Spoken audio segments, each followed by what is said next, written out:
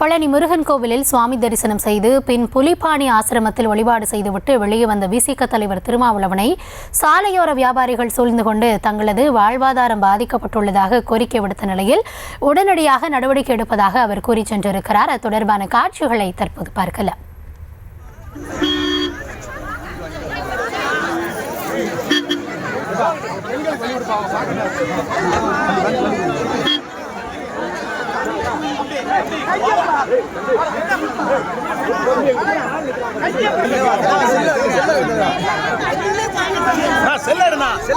இது குறித்தான விவரங்களுக்காக இணைகிறார் எம்முடைய செய்தியாளர் பாலாஜி.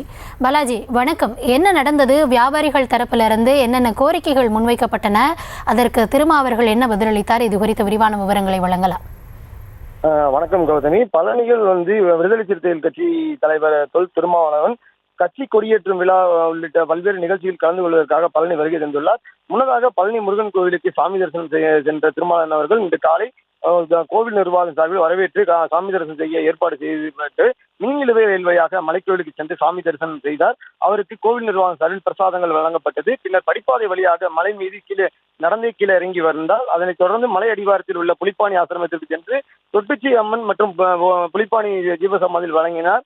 புலிப்பாணி ஆசிரமத்தில் போகர் ஆதீனம் சிவானந்த புலிப்பாணி சுவாமிகள் திருமாவளவன் அவர்களை வரவேற்று பிரசாதங்களை வழங்கினார். தொடர்ந்து பழனி, ஆயக்குடி, மானூர் உள்ளிட்ட பல்வேறு இடங்களில் கட்சி கொடியேற்றும் விழா மற்றும் கட்சி நிர்வாகிகள் இல்ல நிகழ்வுகளில் திருமாவளவன் அவர்கள் கலந்து கொள்கிறார். அதற்கு முன்னதாக புலிப்பாணி ஆசிரமத்திலிருந்து வெளியே வந்த அவருக்கு ஏராளமான சாலையோர வியாபாரிகள் தங்களது வாழ்வாதாரம் பாதிக்கப்பட்டுள்ளதாகவும் திருத்தொண்டர் சபை நிறுவனர் ராதாகிருஷ்ணன் தொடர்ந்த வழக்கினால் தான் தங்களுடைய வாழ்வாதாரம் பாதிக்கப்பட்டுள்ளதாகவும் நீதிமன்ற உத்தரவுகளை கணக்கு காட்டி கோவில் நிர்வாகம் மற்றும் வருவாய்த்துறையினர் மற்றும் நகராட்சி நிர்வாகம் எல்லாம் ஒன்றாக இணைந்து எங்களது வாழ்வாதாரத்தை பாதிக்கப்படும் நிலைமையில் தள்ளப்பட்டுள்ளதாகவும் தற்போது கார்த்திகை, மார்கழி, தை மாதம் போன்ற ஐயப்ப பக்தர் சீசனை நம்பிதான் தங்களுடைய வாழ்வாதாரத்தை நடத்தி வருவதாகவும் உள்ளிட்ட பல்வேறு கோரிக்கைகளை திருமாவளவன் அவர்களிடம் கோரிக்கையாக பெண்கள் ஏராளமானோர் வைத்தனர். அதனைத் தொடர்ந்து அவர்களுடைய குறைகளை கேட்ட திருமாவளவன் அவர்கள் கண்டிப்பாக நடவடிக்கை எடுக்கப்படும் என்று கூறிவிட்டு சென்றார்.